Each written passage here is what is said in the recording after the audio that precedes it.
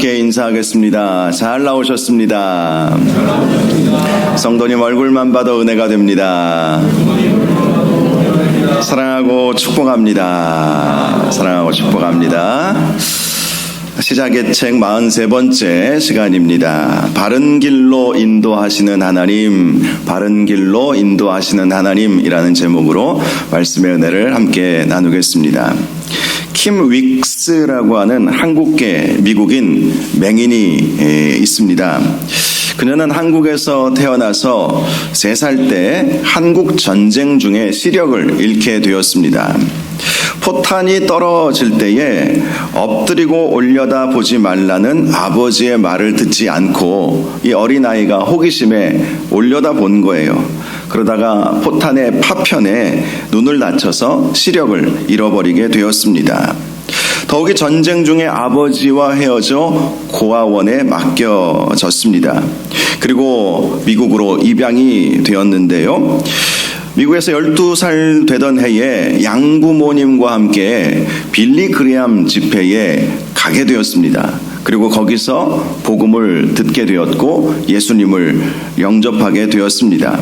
그리고 16살 때에 월드비전이라고 하는 NGO 단체가 있죠. 아주 유명한 단체인데 이 월드비전의 설립자인 밥 피어스 목사님의 설교를 듣고 자신의 삶을 하나님께 드려야 되겠다 이렇게 결단하고 헌신하는 시간을 갖게 되었습니다.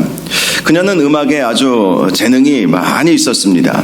그래서 인디아나 주립대학교 음대와 대학원을 모두 올 A 학점으로 졸업을 하게 되었습니다. 눈이 보이지 않지만 정말 열심히 공부하고 또 하나님의 은혜로 이렇게 대학과 대학원을 다 졸업할 수 있게 된 것입니다. 그 이후에 장학생으로 오스트리아 비엔나에 가서 유학하고 성악가가 되었습니다. 그리고 그 후 빌리 그레암 목사님의 전도 집회에 간증과 찬양 사역자로 함께 동역하게 되었습니다. 그녀의 간증은 이런 내용이었습니다. 사람들은 앞을 보지 못하는 나를 인도할 때에 저 100m 앞에 장애물이 있습니다. 저 200m 앞에 무엇이 있습니다. 라고 말하지 않습니다. 단지 바로 앞에 물이 있으니까 한 걸음 옆으로 옮기십시오. 바로 앞에 계단이 있으니까 발을 조금 높이 올리십시오. 그렇게 말을 합니다. 그렇게 한 걸음 한 걸음 떼어 놓을 자리를 나에게 알려주면 나는 그 말을 믿고 한 걸음 한 걸음 인도함을 받아 목표했던 곳까지 가게 됩니다. 하나님께서 나의 삶을 인도하신 것도 그런 방법이었습니다. 시각장애자가 되었을 때에 어떻게 살 것인지 암담했지만 하나님께서 다음 한 걸음을 떼어놓을 자리를 말씀하여 주셨습니다. 그렇게 인도함을 받다 보니까 내 삶 전부가 하나님의 인도함 가운데 있게 되었고 하나님께서 원하시는 목표 지점까지 가게 되었습니다. 하나님께서 우리를 인도하시는 방법도 이와 같습니다. 우리는 10년 후를 알지 못합니다. 20년 후도 알지 못합니다. 그러나 오늘 무엇을 해야 할 것인가를 알려주시는 하나님께 믿음으로 순종하면 하나님은 오늘의 삶뿐만 아니라 내일의 삶도 선하게 인도하여 주실 것입니다. 이것이 이 킴 윅스라는 분의 간증의 내용입니다. 우리 하나님은 우리가 한 걸음 한 걸음 뗄 때마다 우리를 선한 길로 인도하여 주시고 결국은 궁극적으로 하나님께서 원하시는 곳까지 우리를 인도하여 주시는 것이지요. 그러므로 우리가 날마다 하루하루의 삶이 참 중요합니다. 이 삶을 하나님께 맡기고 하나님께서 선하게 인도하여 주시기를 원하는 마음으로 우리가 기도하고 하나님께서 가라고 하시는 곳으로 가게 되면 그곳이 가장 좋은 길이고 오늘 본문의 제목처럼 가장 바른 길이 된다는 사실을 꼭 기억할 수 있기를 주님의 이름으로 축복합니다. 오늘 본문의 말씀도 엘리에셀이 바른 길로 인도하여 주시는 하나님을 찬양하고 있는 내용이 나와 있습니다. 아브라함은 그의 아내 사라가 죽은 후 3년 만에 그의 아들 이삭을 위해서 아내를 택하게 했습니다. 창세기 25장 20절을 보면 이삭이 결혼할 당시의 나이가 40세였다고 말씀을 하고 있습니다. 창세기 11장에 나와 있는 셈의 족보를 보면 대부분 30세 전후로 이렇게 결혼을 한 것으로 보입니다.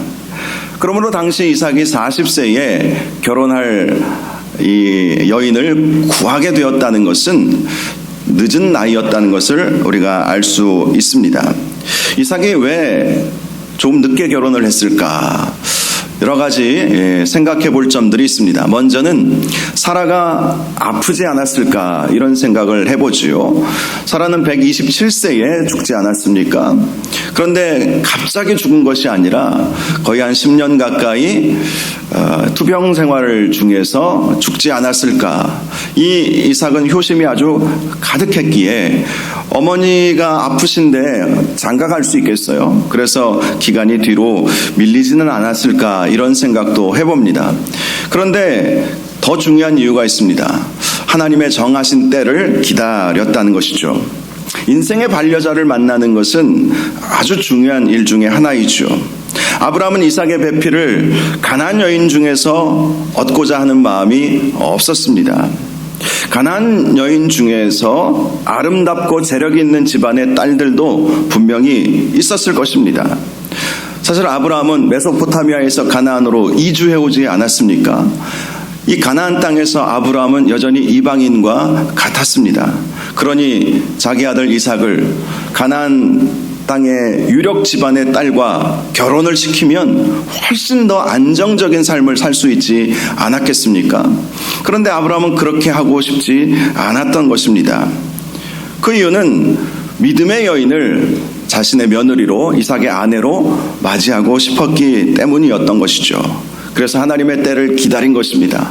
하나님께서 말씀하여 주시기까지 기다렸던 것이고 사라가 죽은 지 3년 후에 드디어 하나님께서 이삭을 결혼할 아내를 구하라. 가나안 땅에서 구하지 말고 내 족속에게로 가서 나를 알고 나를 믿는 여인 중에 한 사람을 택하여 너의 며느리로 이삭의 아내로 삼게 하라. 그렇게 말씀을 해 주셨던 것이죠. 그래서 아브라함이 이제 이삭의 나이 40세가 되었을 때에 이삭을 위해서 아내를 택하도록 했던 것입니다. 그 일을 엘리에셀에게 맡겼죠. 엘리에셀은 아브라함의 신뢰하는 그런 종이었죠. 엘리에셀은 아브라함의 부탁을 받고 정말 기도하는 마음으로 그 먼 하란 땅까지 가게 되었던 것입니다. 그는 성문 밖 우물 곁에 도착하면서 하나님 앞에 기도를 했습니다.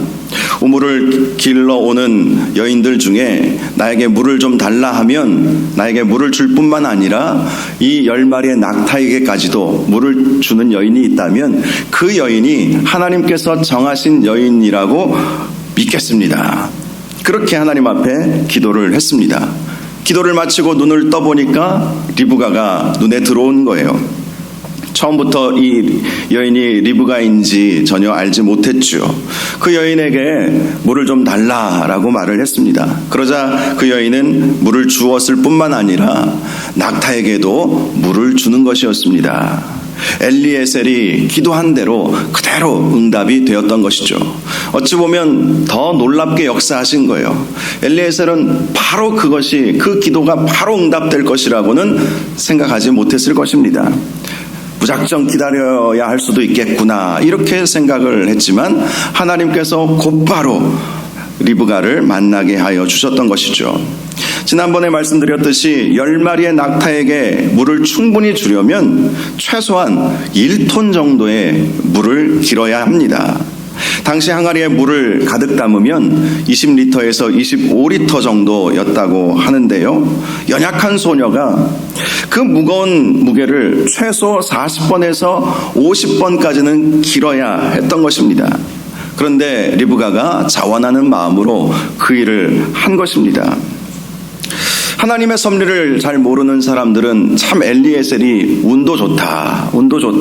그 먼 거리를 달려와서 단번에 기도한 제목이 이루어졌으니 참 운도 좋다.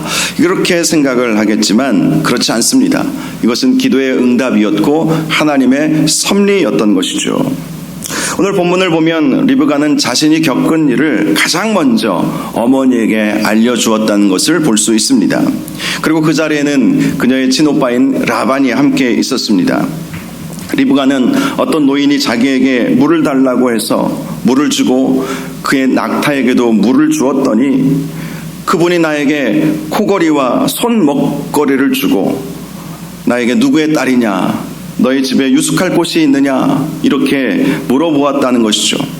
그래서 나는 밀가가 나홀에게서 낳은 아들 부두엘의 딸이라는 사실도 알려주었고 우리 집에 유숙할 곳도 있고 집과 사료도 족하다 이런 말을 해주었다는 것입니다. 즉 그 노인을 데리고 와도 좋으냐라고 어머니에게 허락을 구한 것이죠. 그런데 그 자리에 있던 리브가의 오빠 라반은 그 말을 듣자마자 또 리브가가 받았던 코걸이와 손목걸이를 이렇게 보자마자 달려가기 시작합니다. 이 라반이 달려간 이유가 무엇이었겠습니까? 당시 히브리 사람들은 손님을 보면 극진히 대접하려는 그런 마음이 있었습니다. 그런데 라반은 또 다른 마음이 있었죠.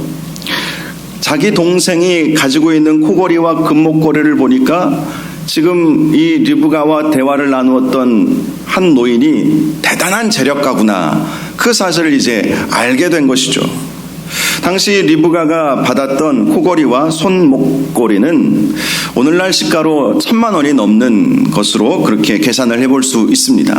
그러니 척 보고 아는 것이죠. 굉장히 값비싼 것인데 한 노인이 내 동생에게 그것을 주었단 말이지? 그러면 그 사람은 틀림없이 큰 재력가이다. 잘 대접해서 나에게 무엇이라도 나도 선물을 받았으면 좋겠다. 이런 마음으로 달려갔던 것입니다. 그리고 엘리에셀에게 극진한 대접을 해주기 시작합니다. 그에게 쉴 수 있는 방을 제공해 주었고 낙타의 처소도 준비해 주었으며 낙타가 먹을 집과 사료도 충분히 주었습니다. 그리고 엘리에셀과 그와 함께 온 일행들의 피곤한 발을 씻을 수 있는 따뜻한 물도 대표다 친히 떠다 주었습니다. 그리고 엘리에셀에게 성대한 음식을 대접해 주었던 것이죠. 그런데 엘리에셀은 이 라반에게 이런 말을 합니다. 내가 내 일을 진술하기 전에는 먹지 아니하겠나이다.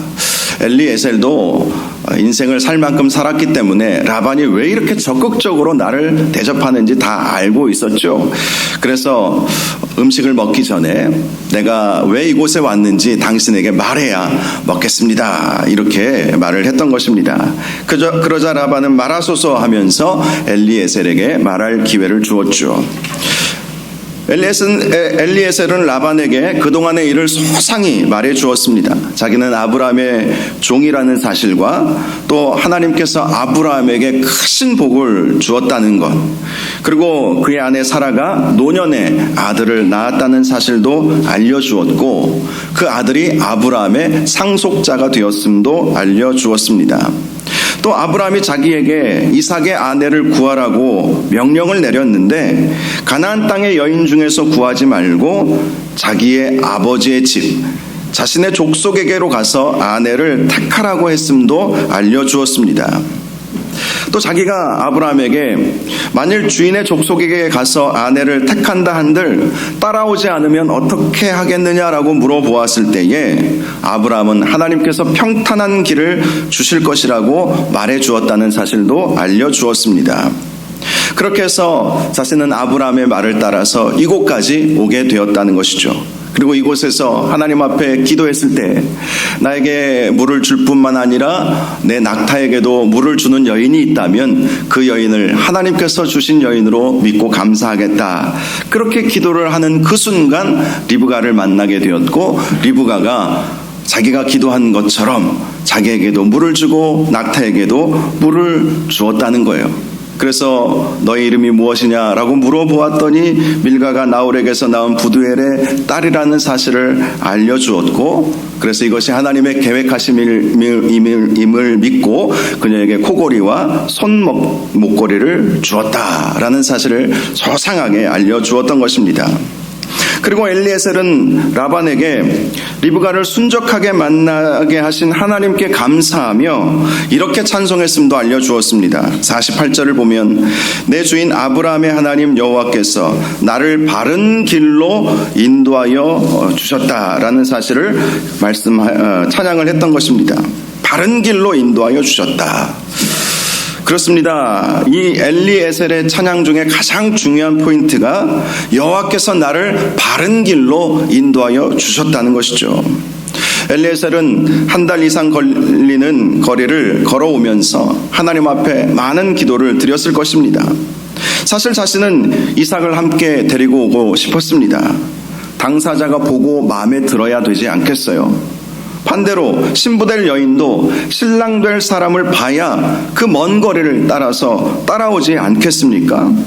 그런데 아브라함이 하나님께서 형통케 하실 거야, 하나님께서 선하게 인도하여 주실 거야, 그렇게만 말하고 자기를 보내었으니 얼마나 기도가 되었겠습니까? 그 한 달 가까이 걸리는 그 길을 걸어오면서 엘리에셀은 간절히 하나님 앞에 기도했던 것이고, 또 나홀의 성에 도착해서도 하나님 앞에 간절히 기도했던 것이죠.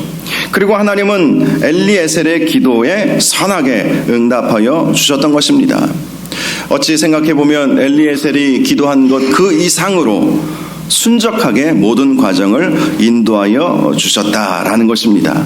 바른 길로 인도하시는 하나님이라는 이 엘리에셀의 찬양과 고백이 저와 여러분의 고백이 되실 수 있기를 바랍니다. 우리 인생을 돌이켜 생각해보면 이 자리에 있는 것 자체가 우연이 아닙니다.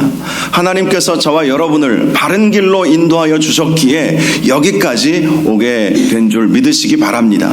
그리고 앞으로의 우리 인생 가운데에서도 하나님은 우리를 바른 길로 인도하여 주실 것입니다. 중요한 것은 기도하는 것이죠. 엘리에셀이 하나님 앞에 간절히 기도했을 때 하나님께서 그가 기도한 것 이상으로, 그가 구한 것 이상으로, 생각한 것 이상으로 응답하여 주셨던 것이지요. 하나님께서 엘리에셀의 기도에 응답하여 주셨을 때 가장 놀란 사람은 엘리에셀 자신이었을 것입니다. 이렇게까지 선하게 인도하여 주실 수 있으실까? 단지 하나님 앞에 나의 수고를 좀 덜고자 하는 마음도 있었고, 하나님 앞에 선하게 인도하여 달라고 잠시 기도했을 뿐인데 하나님께서 이렇게까지 좋게, 이렇게까지 바르게, 이렇게까지 선하게 인도하여 주실 수 있으실까? 하나님은 나를 참 사랑하시는구나, 이런 생각을 하지 않았겠습니까? 미국의 어떤 시골 마을에 가뭄 때문에 아주 힘들어했던 마을이 있었습니다. 그러자 그 마을에 있던 교회의 목사님께서 온 마을 사람들을 불러서 하나님께 기도하자고, 예배 드리자고 이렇게 제안을 했습니다. 그래서 마을 사람들은 목사님이 오라는 시간에 맞추어서 모두 교회로 향하게 되었습니다. 그런데 한 아이가 손에 우산을 들고 나타나는 것입니다. 어른들은 아이에게 묻습니다. 지금 해가 이렇게 쨍쨍하고 날이 이렇게 화창하고 좋은데 너는 왜 우산을 들고 왔니? 그러자 그 아이가 말합니다. 비가 오게 해달라고 기도하니까 예배당을 나오면 비가 내릴 것 같아서 우산을 들고 왔다는 것이죠. 사실 많은 사람들이 왜 우산을 가지고 왔니? 라는 그 어른들의 마음을 가질 때가 있지 않습니까? 하나님이 원하시는 것은 순수한 마음이지 않겠습니까? 비가 오게 해달라고 기도했으니까 하나님께서는 비를 주실 거야. 그러니까 우산을 가지고 가야지. 하나님 그런 마음을 갖기를 원하신다는 것입니다. 저와 여러분의 하나님은 우리에게 선한 것을 베풀어 주시는 하나님이시고, 우리가 기도하고 구한 것 이상으로 응답하여 주시는 하나님이심을 꼭 잊지 마시기를 바랍니다. 그 하나님을 우리가 믿고 있고 그 하나님을 의지하며 살아갈 때에 하나님께서는 우리를 바른 길로 인도하여 주실 것입니다. 지난번에 우리가 함께 말씀드렸던 에베소서 3장 20절, 정말 저도 좋아하고 여러분들도 좋아하시는 말씀이죠. 이 구절을 따라서 나온 찬양이 또 얼마나 많이 있는지 우리는 잘 알고 있습니다. 우리 가운데서 역사하시는 능력대로 우리가 구하거나 생각하는 모든 것에 더 넘치도록 능히 하실 하나님, 하나님은 바로 그러한 하나님이십니다. 사도 바울이 왜 이런 고백을 했겠습니까? 그의 인생을 하나님께서 그렇게 인도해 주셨기 때문이었죠. 그는 한 번도 자기가 예수의 복음을 위해서 살 것이라고 생각해 본 적이 없었습니다. 그런데 이방인의 사도가 되어서 주의 복음을 증거하는 삶을 살고 있지 않습니까? 그러니 자기가 구하거나 생각한 것 이상으로 능히 넘치도록 행하시는 하나님을 찬양할 수밖에 없었던 것입니다. 그는 다메섹 도상에서 예수님을 만났습니다. 그리고 예수님을 위해서 헌신하고자 결단했습니다. 그런데요, 그 이후에 바울의 삶을 보면 그가 곧바로 쓰임받지는 못했어요. 왜냐하면 그 누구도 반겨주지 않았기 때문이었습니다. 예루살렘 교회에 가보니까 불과 얼마 전에 자기를 핍박했던 사람이 예수 믿게 되었다고, 복음의 사도가 되었다고 이렇게 나타났는데 누가 사도 바울을 반겨주겠습니까? 불과 몇 년 전만 해도 우리를 죽이려고 했던 저 사람이 갑자기 나타나서 형제여, 자매여, 나는 당신들과 한편입니다, 그렇게 말을 하면 저 사람 분명히 무슨 속임수를 쓰려고 지금 하는 것이구나, 이렇게 생각할 수밖에 없지 않겠어요. 그러니 예루살렘 교회에서도 이 사도 바울을 반기지 않았습니다. 그리고 예루살렘에 있는 바리새인과 유대의 종교 지도자들은 사도 바울을 보고 뭐라고 생각했겠습니까? 저 변절자, 얼마 전까지 우리와 함께 예수쟁이들을 핍박하던 그 일을 같이 했음에도 불구하고 이제 뭐에 홀렸는지 갑자기 나타나서 예수가 하나님의 아들이라고 말을 하고 다니니 가만히 둘 수 없었겠죠. 그래서 사도 바울은 결국 택한 길이 고향으로 낙향하는 길이었습니다. 학자들에 따라서 의견은 조금씩 다르지만 사도 바울은 자기 고향 다소에 약 15년 가까이 머물러 있었다고 봅니다. 30살에 사도 바울이 예수님을 만났거든요. 30살에. 그리고 3년 동안 아라비아 광야에 가서 영적 훈련을 받게 되죠. 그리고 약 15년간 고향 다소에 가서 아무 일도 하지 못하는 삶을 살았어요. 사도 바울은 60세에 순교했다고 알려져 있습니다. 그러니 사도 바울이 제대로 사역했던 기간은 얼마나 되겠습니까? 약 15년, 많아야 15년 밖에 되지 않아요. 우리는 사도행전의 기록과 사도 바울의 서신서들을 통해서 사도 바울이 참 오랫동안 주의 복음을 위해서 헌신한 것으로 생각하기 쉽지만 연대를 계산해 보면 겨우 15년 정도 그가 그의 인생의 마지막에 15년 동안 하나님 앞에 쓰임을 받게 되었던 것이죠. 그것도 그는 생각하지 못했을 것입니다. 그런데 그 15년 동안 사도 바울은 열심을 다해서 주의 복음을 증거했던 거예요. 언제 하나님 나라에 갈지는 모르지만 하나님께서 나를 부르셨기에 하나님께서 나를 쓰실 것이다, 이렇게 생각을 하면서 최선을 다해서 주의 복음을 증거하는 삶을 살았던 것입니다. 그가 순교하기 직전에 쓴 그의 마지막 서신서인 디모데후서 4장 7절을 보면 이렇게 말씀합니다. 나는 선한 싸움을 싸우고 나의 달려갈 길을 마쳤으니 이제 후로는 나를 위하여 의의 면류관이 예비되었으므로 주 곧 의로우신 재판장이 그날에 내게 주실 것이며, 선한 싸움을 싸웠다는 거예요. 이제는 면류관을 받을 날이 얼마 남지 않았다고 고백했습니다. 사도 바울의 인생을 생각해 보면 그는 결코 그렇게 쓰임 받을 것이라고는 전혀 생각하지 못했습니다. 그런데 하나님께서 그렇게 자신을 써주셨으니 자기가 구한 것과 생각한 것 이상으로 능히 넘치도록 자기에게 행하여 주시는 하나님을 찬양할 수밖에 없었던 것이죠. 지난 금요일에 살펴본 모세도 마찬가지였습니다. 그가 이스라엘의 지도자가 되어서 이스라엘 백성을 인도하여 낼 것이라고는 전혀 꿈에도 상상해보지 못했습니다. 물론 40살 때에는 그런 마음으로 자기의 힘으로 뭔가 해보려고 했었죠. 그런데 실패하지 않았습니까? 자기의 힘과 지위를 가지고 히브리 민족을 위해서 무언가 해보려고 했을 때에는 다 실패해버렸어요. 결국 도망자가 되어서 미디안 광야로 가서 40년간을 시간을 보내지 않았습니까? 그 40년 동안 그는 실패자요 도망자의 삶을 살 수밖에 없었습니다. 아무것도 할 수 있는 것이 없었습니다. 이제 이대로 살다가 죽겠구나라고 생각을 했습니다. 그런데 하나님께서 80세가 된 모세를 부르시는 거예요.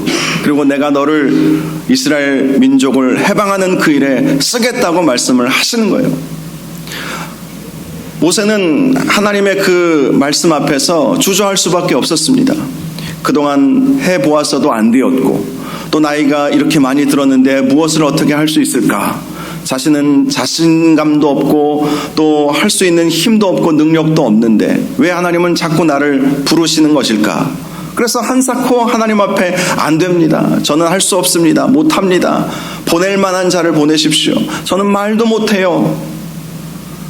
바로를 설득하고 이스라엘 백성을 설득해서 그들을 데리고 나오려면 말이라도 잘해야 되는데 저는 말도 못하는데요. 아무 자격도 없는데요. 그렇게 하나님 앞에 말할 수밖에 없었죠. 그런데 하나님께서 아니라는 것입니다. 내가 너를 택하였다는 것이죠.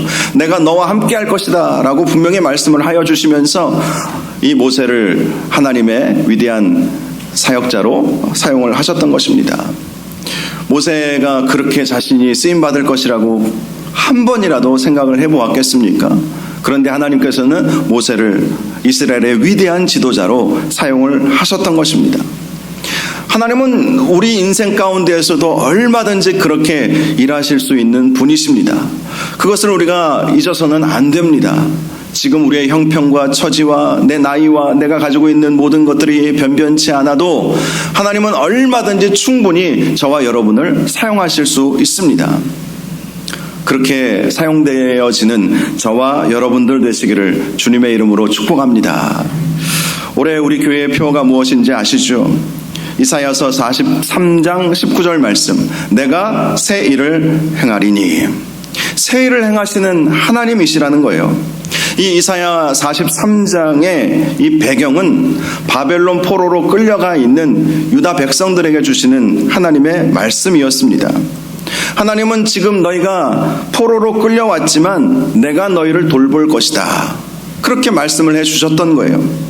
네가 물 가운데로 지날지라도, 네가 강을 건널지라도, 네가 불 가운데 지날지라도 내가 함께 할 것이다. 내가 너희를 도울 것이다. 아무리 꽉 막힌 것 같은 상황이라 할지라도 내가 길을 만들어낼 것이다. 바다 가운데 길을 만들어낼 거야. 큰 물 가운데 지름길을 만들어낼 거야. 아무리 물이 우리를 덮친다 할지라도 길은 반드시 있다. 내가 그 길을 만들어낼 것이다. 이스라엘 백성은 자포자기했습니다. 나라가 망하고 포로로 끌려왔으니 무슨 희망이 있었겠습니까? 그런데 하나님은 이스라엘 백성들을 향하여 나는 바다 가운데 큰 길을 만들어내는 하나님이다. 나는 큰 물 가운데 지름길을 만들어내는 하나님이다. 광야에 길을 만드시고 사막에 강을 만들어낼 것임을 말씀하여 주셨던 것입니다. 나폴레옹이 유럽을 정복한 이후에 그 기세를 몰아서 러시아까지 진격해 들어가려고 할 때의 일이었습니다. 출정 전날 그는 한 귀족 부인에게 승전의 확신을 갖고 자신의 계획을 자세히 설명을 해 주었습니다. 듣고 있던 부인은 이런 말을 해 주었어요. 인간이 계획하나 이루시는 분은 하나님이십니다. 조용히 말해 주었습니다.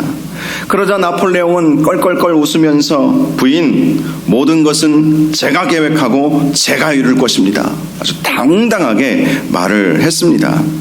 그러나 몇 달 후 나폴레옹은 이 정복전쟁에서 대패하고 1814년에 황제의 자리에서 내려올 수밖에 없었습니다. 그리고 유배되어서 엘바섬에 유배되어서 쓸쓸한 죽음을 맞이하게 되었습니다. 그동안의 성공 가도를 달렸던 그가 그동안의 성공이 자신의 계획과 능력에 의한 것이라고 믿는 그 순간부터 그는 나락의 길로 떨어질 수밖에 없었던 것입니다. 귀족 부인이 나폴레옹에게 해주었던 말은 잠언 16장 9절의 말씀이죠. 사람이 마음으로 자기의 길을 계획할지라도 그의 걸음을 인도하시는 이는 여호와시니라. 하나님께서 인도하여 주셔야만 바른 길로 우리는 갈 수 있다는 사실을 기억해야 하는 것입니다. 내가 만든 길은 안전한 길이 아닙니다. 하나님께서 만들어 주시고 하나님께서 인도하여 주시는 그 길만이 가장 안전한 길이고 가장 좋은 길인 것입니다. 엘리에셀은 그러한 하나님을 경험하고 하나님을 찬양하고 하나님 앞에 감사할 수 있었던 것이죠. 이사야 40장 3절과 4절을 보면 너희는 광야에서 여호와의 길을 예비하라, 사막에서 우리 하나님의 대로를 평탄하게 하라 라고 말씀을 하고 있습니다. 여호와의 길을 예비하고 하나님의 대로를 평탄케 하라는 것은 우리의 삶에 하나님께서 일하시도록 하라라는 것이죠. 여호와의 길을 예비하라, 하나님께서 우리를 통해서 일하실 수 있도록 우리의 자리를 하나님께 내어드리라는 것입니다. 사막에서 우리 하나님의 대로를 평탄케 하라, 하나님을 향한 우리의 마음을 활짝 열어서 그 어떤 거치는 것 없이 하나님만을 받아들이고 하나님만을 바라보고 하나님만을 섬기라고 말씀하였던 것입니다. 그러면 골짜기마다 도두어지며 산마다 언덕마다 낮아지며 고르지 아니한 곳이 평탄하게 되며 험한 곳이 평지가 될 것이라. 하나님의 그 길을 하나님의 길을 예비하고 하나님께서 마음껏 우리의 삶 속에서 역사하시도록 내어드리면 우리의 삶 속에서 골짜기를 만난다 할지라도 도두어진다는 거예요. 산과 언덕마다 낮아지게 된다는 거예요. 고르지 아니한 곳이 평탄하게 된다는 것을 약속해 주신 것입니다. 다윗은 시편 23편 4절에서 내가 사망의 음침한 골짜기로 다닐지라도 해를 두려워하지 않을 것은 주께서 나와 함께 하심이라, 주의 지팡이와 막대기가 나를 안위하시나이다 라고 말씀을 했습니다. 유대 광야에는 골짜기가 아주 많이 있어요. 그리고 그 골짜기에는 수를 셀 수 없는 많은 동굴들이 있습니다. 문제는 그 동굴들 안에는 사나운 맹수들이 살고 있다는 것입니다. 그러니 골짜기를 지나가는 것이 다윗은 사망의 음침한 골짜기라고 표현을 한 거예요. 골짜기를 지나갈 때마다 동굴들이 있는데 그 동굴들에서는 호시탐탐 지나가는 사람들을 잡아먹고 해치기 위해서 대기하고 있는 거예요. 사망의 음침한 골짜기를 다윗은 걸어갈 때가 많이 있었습니다. 그런데 다윗은 걱정하지 않았어요. 왜인지 아십니까? 하나님께서 나의 지팡이와 막대기가 되어주시는 줄 믿었기 때문이죠. 우리의 인생이 사망의 음침한 골짜기로 가는 것 같을지라도 하나님은 우리를 선하게 인도하여 주십니다. 바른 길로 인도하여 주십니다. 우리 인생길에 우리 하나님은 우리와 늘 함께하여 주십니다. 우리가 하나님께 기도하면 하나님은 우리를 가장 선한 길로, 가장 바른 길로 인도하여 주신다는 사실을 꼭 기억하시기를 바랍니다. 예수님께서 마태복음 7장 11절에서 너희가 악한 자라도 좋은 것으로 자식에게 줄 알거든 하물며 하늘에 계신 너희 아버지께서 구하는 자에게 좋은 것으로 주시지 아니하겠느냐. 우리 하나님은 우리에게 좋은 것을 주시는 하나님이십니다. 좋은 길, 바른 길로 인도하여 주시는 하나님이십니다. 중요한 것은 구해야 된다는 것이죠. 기도해야 된다는 것입니다. 엘리에셀이 하나님께서 나를 바른 길로 인도하여 주셨습니다 라고 고백하고 찬양할 수 있었던 것, 그것은 그의 기도에 있었던 것이죠. 하나님 앞에 기도하니까 하나님께서 선하게 인도하여 주셨던 것입니다. 저와 여러분들도 하나님 앞에 간절히 기도하셔서 우리의 삶을 바른 길로 인도하여 주시는 그러한 은혜를 날마다 경험할 수 있기를 주님의 이름으로 축복합니다. 우리 하나님은 광야의 길을 내시고 사막의 강을 내시고 바다의 길, 큰 길, 지름길을 내시는 우리 하나님이시라는 사실을 꼭 기억하시고 인생의 고비마다 하나님 앞에 기도하시고 하나님의 응답을 들으시고 한 걸음 한 걸음 주님께서 가라고 하시는 그 길을 따라 가셔서 하나님의 선하심과 인자하심을 경험하는 저와 여러분들 되시기를 주님의 이름으로 축원합니다. 이 시간 우리 함께 찬양하기를 원합니다. 나의 가는 길, 처음 불러보신 분들도 계실 텐데요. 오늘 말씀과 아주 깊이 연관되어 있는 그러한 찬양입니다. 나의 가는 길, 주님 인도하여 주실 것입니다. 우리 함께 찬양하겠습니다.